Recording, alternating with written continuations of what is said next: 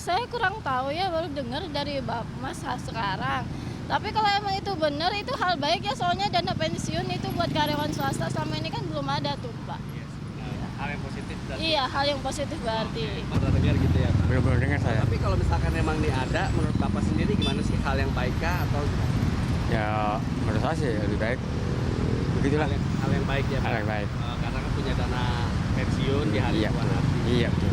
Setahu saya itu kan sedang diusulkan kan wacana. Iya. Per 1 Juli nanti sih juga. Iya, kalau itu memang direalisasi memang bagus menurut saya. Jadi mereka tuh kerja nggak was-was. Ada jaminan kan nantilah ya pensiun. Jadi setelah masa usia kerja itu ada harapan lah untuk anunya. Ya. Menurut Bapak jadi ini hal yang baik. Baik. Iya, kalau ditanya BPJS baik atau tidak ya baik lah. ya. Tapi kalau nanti giliran sudah dipotong, nah itu tidak baik. Jangan-jangan Pak ya. Suparman itu tadi sepertinya sedikit lagi mau pensiun ya. Harusnya akan seperti apa? Mungkin. Saya juga tidak kenal Pak Suparman soalnya. Ya kita tanya ke Pak Agung. Pak, ini sebenarnya kan kalau dari perusahaan sendiri, katakanlah dipotong 2%. Ini pasti sudah ada manajemen pengelolaan uangnya. Bagaimana caranya supaya mengarrange gaji karyawan, supaya perusahaan juga bisa mengambil dari komponen gaji karyawan itu kan. Nah itu boleh atau tidak sih seperti itu misalnya? Oh ya nggak begitu, tidak bisa boleh ya? begitu. Artinya basis yang digunakan kan adalah basis dari gaji. Jadi penghitungannya sudah jelas transparan bahwa 2% dari basis gaji itu adalah kewajiban pengusaha dan 1% kewajiban Dari pekerja. Dan itu kalau dengan besaran seperti itu kembali kita ingin katakan tidak masalah gitu. Dan Apindo dunia usaha sangat mendukung karena ini untuk kewajiban semesta untuk manfaat yang sangat luas begitu. Nah, dan tapi itu juga harus dipahami dengan batasan yang disampaikan oleh Pak Agus tadi, bahwa sebenarnya itu ada batasan maksimalnya yang 7 juta. Jadi tidak serta-merta misalnya yang memiliki gaji 25 juta, terus dipotong 1% dari 25 juta, tidak. Tapi dia hanya dipotong 1% dari 7 juta. Gitu. Maka nanti manfaat pensiunnya, jaminan pensiun itu kurang lebih kalau by peraturan itu yang paling kecil itu 300.000 per bulan dan yang paling besar itu sekitar 3,6 juta per bulan yang akan didapat pada awalnya. Itu pada yang awal. Tentu nanti akan ada penyesuaian karena tadi ada banyak rencana penyesuaian setiap 3 tahun sekali akan dilihat apakah dari 3% itu naik berapa persen. Usia pensiunnya juga setiap 3 tahun lagi akan dilihat untuk naik 1 tahun setiap 3 tahun sampai mencapai usia 65 tahun. Lalu ada asumsi-asumsi lainnya tentang pertumbuhan ekonomi dan lain sebagainya. Itu yang akan ada fluktuasi penyesuaiannya tentu di situ. Dan ini semua tentu berlaku untuk baik perusahaan formal dan non formal pun tetap berlaku untuk BPJS Ketenagakerjaan dan untuk mengambil jaminan pensiun ini, Pak? Nah ini kerumitannya di situ untuk kontrol. Maka Pak Agus tadi katakan di tahap awal dimulai dengan perusahaan besar dan menengah. Tetapi sebenarnya ini konsepsi yang agak terbalik menurut saya. Karena by prinsip yang paling harus dijamin itu adalah yang paling rentan sebenarnya. Yang paling rentan itu justru yang di skala di hari tuanya menengah apa, kecil.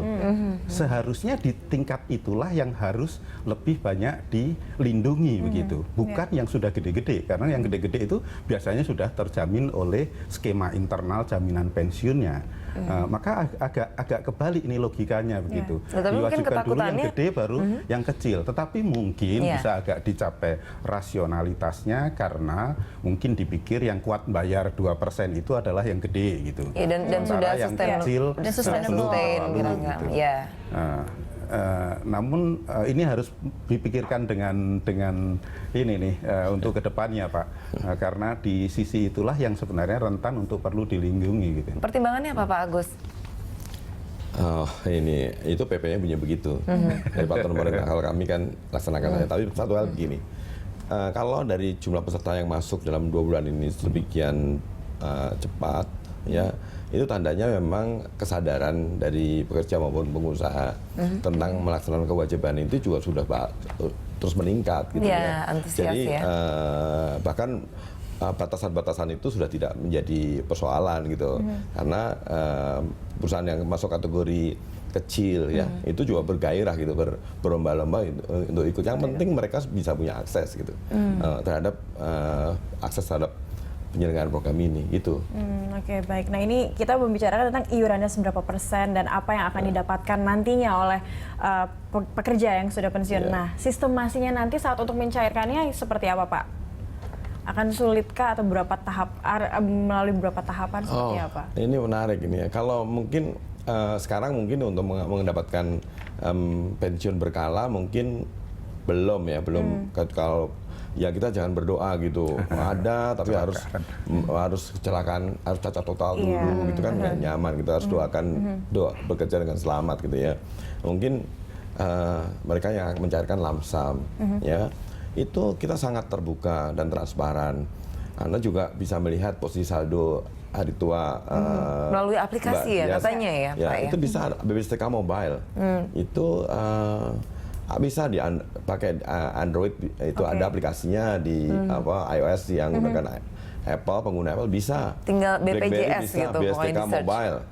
Itu Anda bisa langsung tahu. Jadi kalau kami itu ngelola nggak betul pun, Anda langsung tahu. Termasuk misalnya Anda apakah dilaporkan penghasilannya tidak sesuai dengan yang diterima. Itu kan merugikan pekerja. Itu pun bisa dilihat di situ, bisa diketahui. Jadi pada prinsipnya pengawasan program ini itu nantinya itu oleh peserta dan untuk peserta, gitu. Jadi nggak harus dari mana, dari aplikasi BPJS Mobile. Coba deh. Mungkin paling simpel untuk melihat saldonya yang sudah terpotong sudah berapa seperti itu. Ya. Dan untuk mencairkan sangat mudah, mudah sekali. Anda bisa menggunakan iklim itu bisa by internet, bisa malam-malam sambil tiduran itu ngajukan gitu ya, langsung di sana bisa direspon apakah Anda eligible apa enggak, memenuhi syarat enggak. Oh sudah memenuhi syarat, maka disampaikan untuk harus ngirim dokumen-dokumen yang selengkapin, bisa dikirim dulu kopinya. Nanti ke sana oke, udah confirm. Nanti waktu datang hanya cocokkan antara kopi dan aslinya. Itu 10 menit 15 menit pasti selesai. Sebelum tidur ya mengirimkan, ternyata sudah cair, bangun mimpi. Berapa ya? Ternyata langsung sudah bisa punya jaminan hari tua, ternyata aman seperti itu ya. Yang suka kecewa kadang-kadang dia sendiri belum eligible tapi dengar gosip gitu ya. Mungkin seperti ini datang ditolak. Ya, itu banyak Pak yang seperti itu sih memang. Yang kurang nyaman. Untuk mencairkan atau sebagainya. Oke, baik. Iya, selama ini pelaksanaan jam sostek seperti apa dan apakah memang sulit untuk dicairkan? Nanti kami akan kembali setelah jeda pariwara berikut.